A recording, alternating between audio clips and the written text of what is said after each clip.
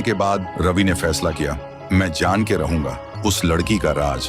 फिर वो घर जाने लगता है, तभी उसे रास्ते में कुछ लड़कों की लाशें मिलती हैं। किसी के पैर नहीं, किसी के हाथ नहीं, तो किसी का सिर ही नहीं। ये देख के रवि का डर और बढ़ जाता है। सोचता है अब तक तो लाशें गायब होती थीं, लेकिन अब तो लाशें मिलने लगी हैं। वो सीधा कुएं के पास जाता है और जोर से चिल्लाता है, बस बता दो तुम कौन हो, इतना दर्द क्यों, क्या चाहती हो तुम हम सबसे। तभी कुएं के अंदर से वो लड़की निकलती है, आंखों में आग लेकर बोलती है, तू यहाँ क्यों आया है, क्यों जानना चाहता है सब कुछ, ये मेरी लड़ाई है, तू बीच में मत आ।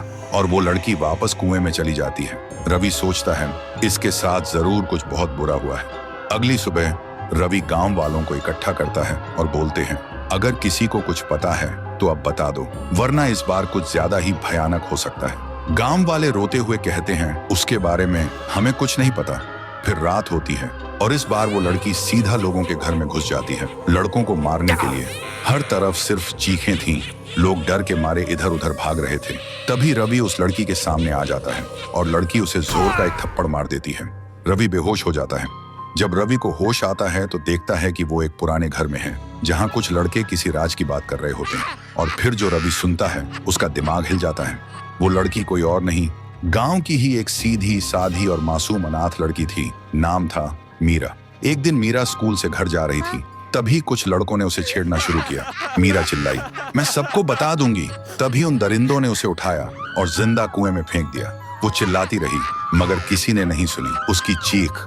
और मरने से पहले मीरा ने एक श्राप दिया, जब मेरी चीख कोई नहीं सुन सका तो अब हर चीख में सिर्फ मौत होगी। गांव के हर लड़के को मैं ले जाऊंगी एक एक करके। इस सब सुनते ही रवि घबरा जाता है। अब वो सब कुछ समझ जाता है, ये बदला है, एक आत्मा का बदला। अगली सुबह रवि पूरे गांव को सच बताता है। सुन के गांव वाले गुस्से से भड़क उठते हैं और कहते हैं, उन दरिंदों को वही मिलना चाहिए जो मीरा के साथ हुआ। फिर गांव वाले उन दरिंदों को पुलिस के हवाले कर देते हैं और रात को पूरा गांव कुएं के पास इकट्ठा होता है। सब रो रो के कहते हैं, मीरा तुम्हारे गुनहगारों को अब सजा मिल चुकी है, अब हमें छोड़ दो। जो तुम्हारे साथ हुआ उसका हमें अफसोस है। तभी कुएं के अंदर से एक रोशनी चमकती है और एक ही पल में वो रोशनी आसमान की तरफ उड़ जाती है। तब से गांव के लोग सुकून से जी रहे थे। रात में बिना डरे आसमान में तारे देख पाते थे और हर साल गांव का हर इंसान मीरा के नाम का दिया जलाते थे उस कुएं के पास। तो दोस्तों, अगर तुम एक अच्छे इंसान हो और तुमने मीरा के दर्द को दिल से महसूस किया है तो इस वीडियो को लाइक करो।